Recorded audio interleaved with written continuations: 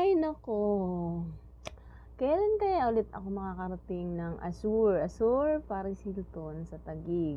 So, naalala ko dati, 3 times na yata ako nakarating dun.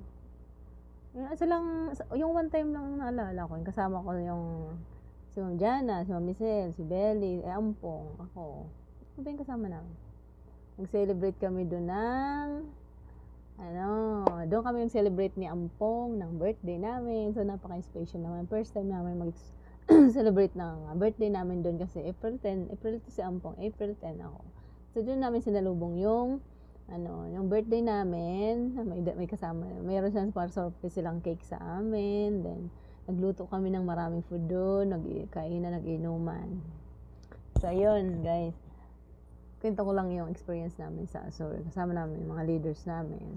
Ang saya-saya guys doon sa Azure. Pero kaya mga ilang years ago na yata yun. Hindi ko alam kung ano na ngayon improvement. Okay, mas maganda na yata ngayon ang Azure. Ganda kasi doon guys sa Azure. Kasi ang sarap. Ang daming foreigner. Tapos kakaiba yung paligid. Siyempre kakaiba yung paligid ng Azure. Puro building. And then ang laki ng pool. And then, paggabi, may rooftop. Pwede magtambay doon. Ang ganda. Tapos yung experience mo yung condominium, yung sine-check-inan nyo kompleto ng gamit, ang laki ng TV. Basta ang ganda. Ang ganda ng banding nyo ng mga leaders nyo at operators.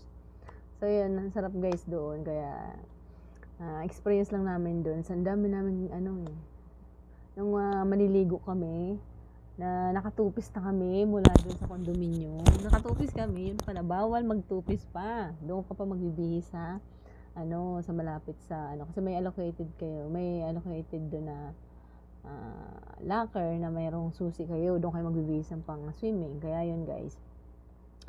Kaya naalala ko nung naliligo na ako, mali pala yung suot ko. Yung suot ko may zipper. So, bawal may zipper doon. Kailangan yung malalambot na short. And then, yung dapat nakabra ka na lang, bawal yung bra na may see-through tanggalin mo yan, may nagbabantay nun guys, kaya ako ay na-audit doon. So buti na lang itong si Belly, doble ang kanyang cycling na suot. So doon kami naghubara sa ilalim ng pool, hiniram ko yung sa niyang cycling.